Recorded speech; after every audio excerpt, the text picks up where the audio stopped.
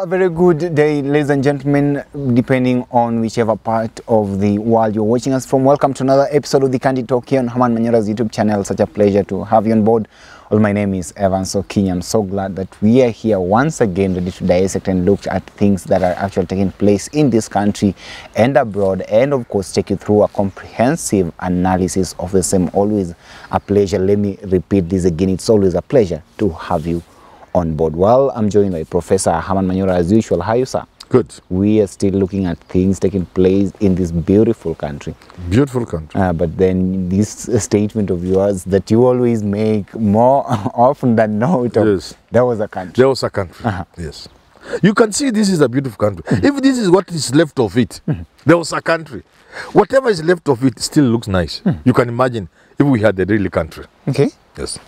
People are saying that why are Kenyans lamenting about the high cost of living, yet the situation is tough everywhere? Aren't they justified to comment about the high cost of living and of course the skyrocketing cost of basic commodities? But that's contradictory. Why are people complaining about high cost of living?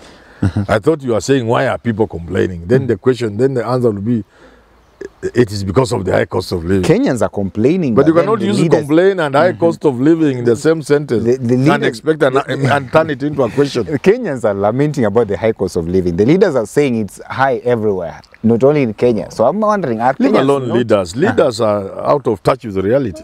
They don't know. That's the problem. And it has been shown, all of them, in some debate or a conversation or interaction, they don't even know the cost of bread. Or milk. They don't know. That's the reality. For them, everything is okay. They have no idea. I was actually surprised today when I came here in the morning, definitely. The fares that I do always pay. Oh, they have gone up already? Yeah, they've gone up already.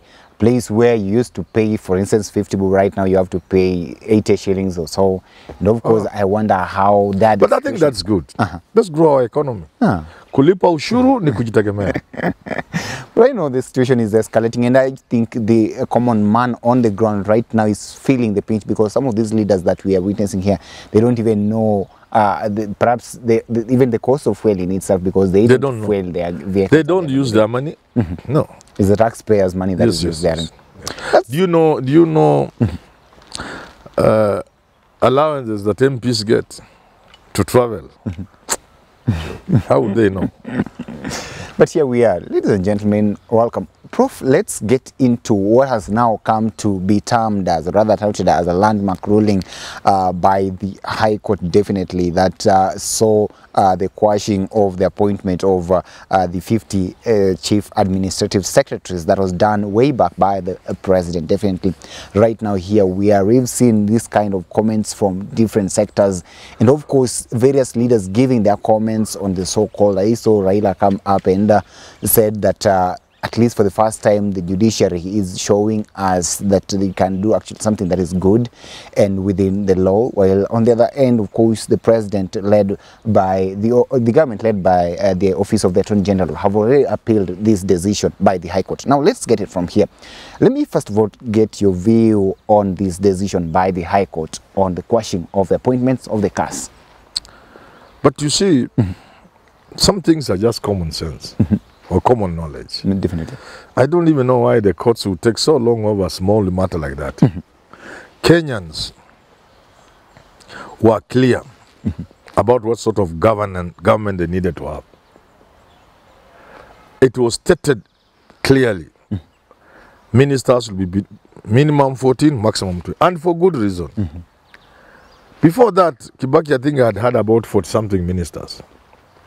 There had been about 80 or so, 70 assistant ministers. So the people of Kenya said, we don't need these assistant ministers, because there's nothing they do.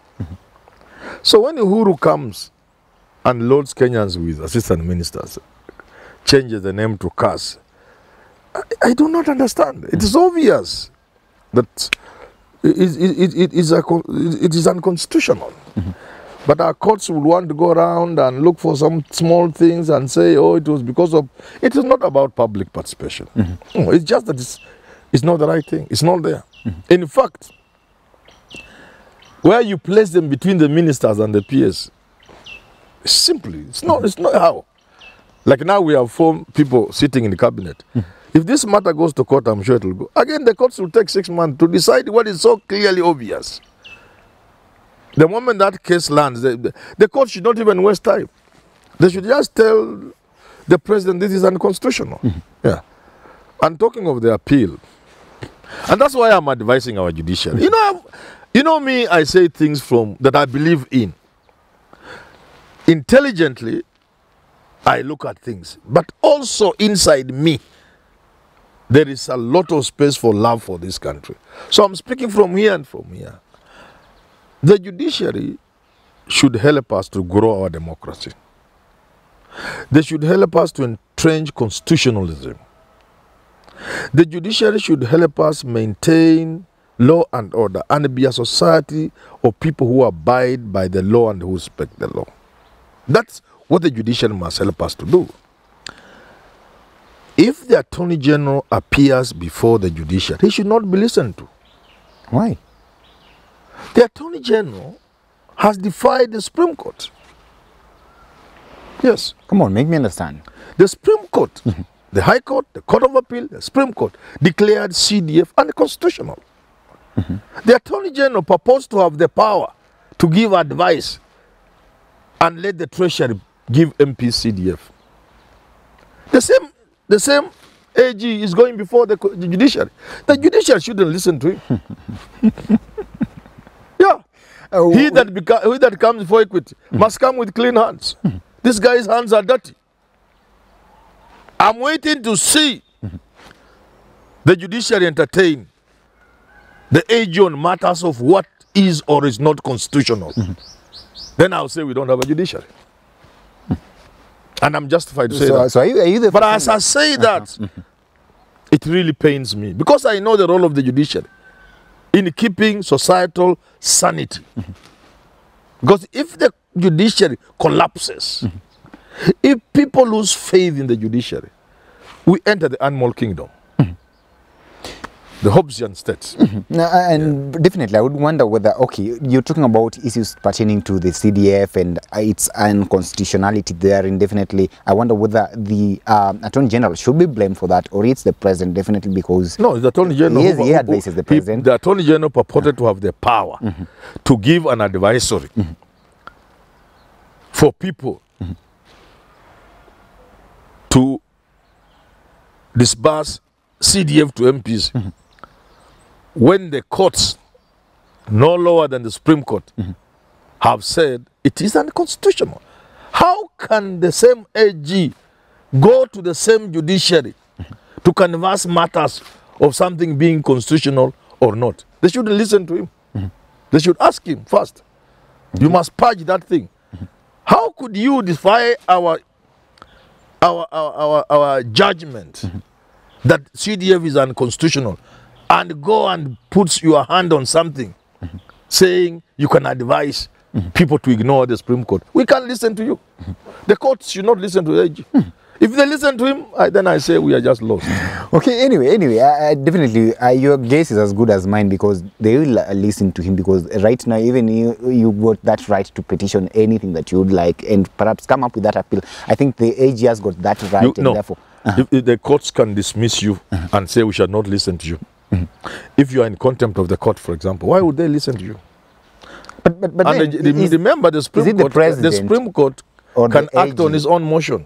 So you can't say we cannot bring contempt proceedings or issues because nobody has brought them. No, the Supreme Court has the original power. No. Let's get into. They call it just your motto, whatever they call it. They like these funny names. I wonder how true those statements are, but let us leave it at that point, Prof. Let's get into the kind of message that the High Court definitely passed to the public. In the first place, I've always had conversations with you here pertaining to issues of law and constitutionality and governance therein, and you've always definitely told me and maintain this stance that you long lost faith in the judicial system of the country. I wonder whether you still hold those sentiments up to now, and if at all the kind of recent developments in how our courts have been conducting themselves are perhaps giving you some hope that we are headed the right direction with our judicial system. I don't want to be like Azimio, who are celebrating this judgment ruling, because the courts must continuously do the right thing.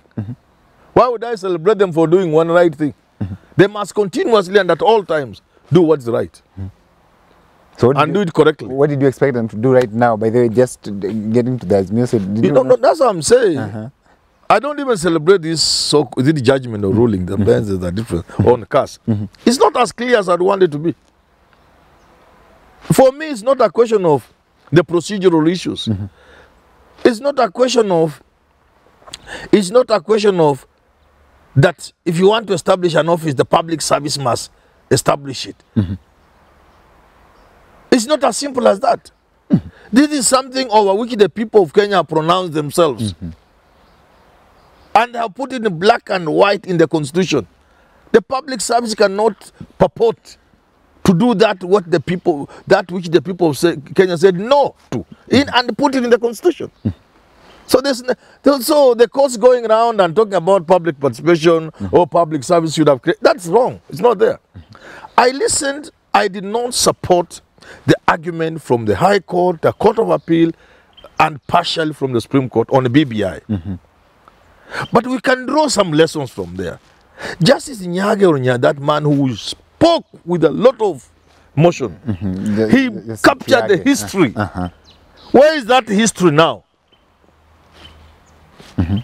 Of course, he was also wrong about that history. But where is the history? Because the people of Kenya there is a historical explanation to why we have the cabinet we have in terms of the size, in terms of restrictions, in terms of tying the president's hand. So, I'm not about to celebrate this thing for two reasons. One, we cannot clap for you merely because you have done one right thing after doing 9 wrong things. It is your duty to do the right thing all the time and do it correctly. Secondly, this purporting to sanitize that which is clearly unconstitutional doesn't sit well with me. There is nothing that anybody can do. Not the president, not the Public Service Commission, not the judiciary. There is nothing they can do to create assistant minister position. They will have to go to the people of Kenya in a referendum to say we made a mistake. We were reacting to excesses of Moi and Kibaki and Kenyatta. We were reacting to the excesses. Now we know better. We think given the structure of government, given the responsibility of the minister and the PS, we need an assistant minister. Then they convince the people of Kenya. Then the people of Kenya can allow them. There is no institution in this country, not the judiciary, not the president, not the Public Service Commission, not parliament, which can create that position of assistant minister. That's why I don't celebrate this ruling. They are behaving as if, if you look at the judgment, this one and the earlier one, as if you can cure. There's nothing to cure. It's not. Nobody can cure it. So for you, this position is untenable. No, it's not there. Just like the one of Mudavadi, it's not there. Just like 4 million people, strangers going to sit in cabinet, you can't cure it. So if you take this thing to court, they should not even waste time. Talking about the court should just give their judgment on the spot. Now, okay. You know one thing, young man. Every country has its own unique context, unique history, unique problems, and therefore unique ways of solving. Our courts should not behave in a universal way. That everybody who comes to court must be listened to, everybody must argue, with no limitation. Even if you go to serious courts in America, the ICC, you are not just allowed to talk. Some people during that BBI hearing were preaching to people. You are told, come here with a written argument, and you are told the number of words, 4 pages, 10 pages. You'll be given 15 minutes. So the judiciary must help us. When issues require immediate decisions, they must be made immediately. They should not hide in this, everybody must be listened to. No. If you want to stop the president from running government by denying him, you can't do it in 6 months' time. If somebody must be dismissed, they must be dismissed.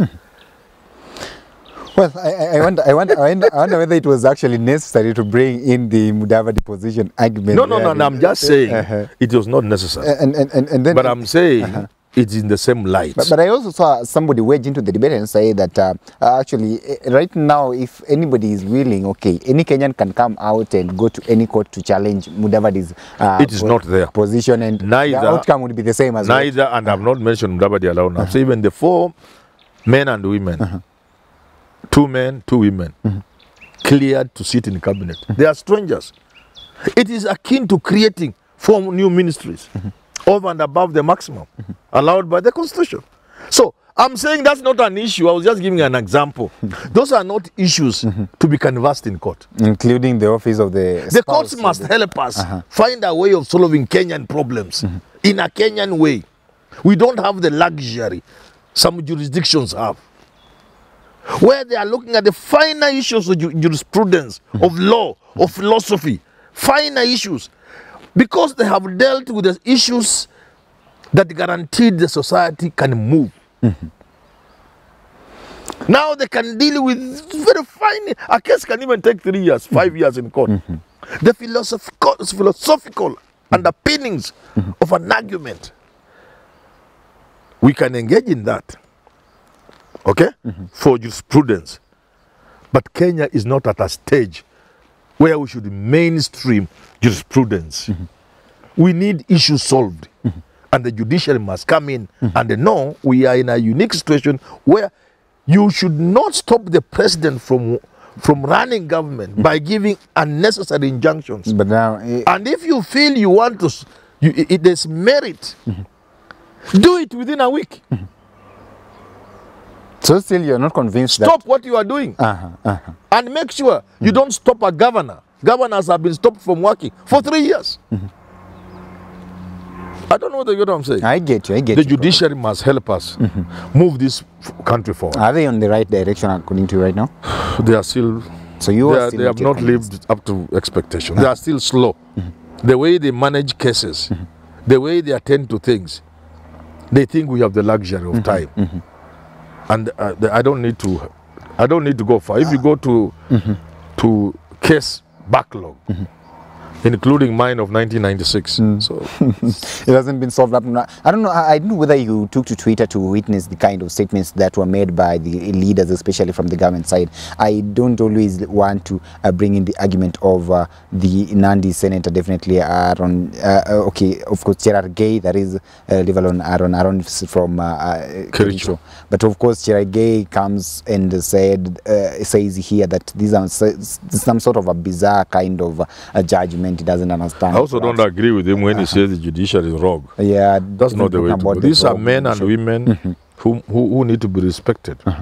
You cannot be a judge of the High Court, of the Supreme Court, of the Court of Appeal, and the magistrate if society doesn't respect you. So we must at all times respect our judiciary, even as we criticize them. So using words like a rogue judiciary, I think that's but we've seen what's out of order. What's wrong with the political class? Because at that time I also saw the same with the Azimio side when Raila lost during that kind of Supreme Court ruling. You saw the kind of terms that were used against our legal system back there. Right now, what did they say? I don't remember. Definitely, but then Raila said, "Well and good." You can remember very well that he was not in agreement with...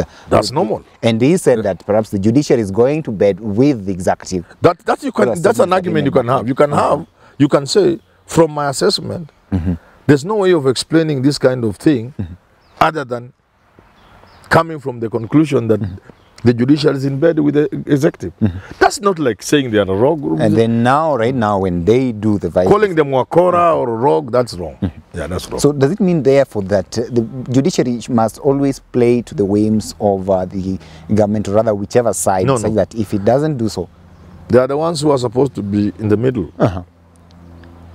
Okay. That woman, that justice is supposed to be blind and akata to kak without caring. Naked truth. You see, that naked person there. Yeah, that's what justice is supposed to be. But anyway, freedom of expression, every Kenyan has got. But not freedom to insult the judiciary. Definitely. To ridicule the judiciary. To call them rogue. That can't. And in fact, the judiciary must admit of criticism. and encourage Kenyans. And it happens across the world. Because anytime you sit in judgment, not everybody will celebrate. People call you names. So they must encourage criticism.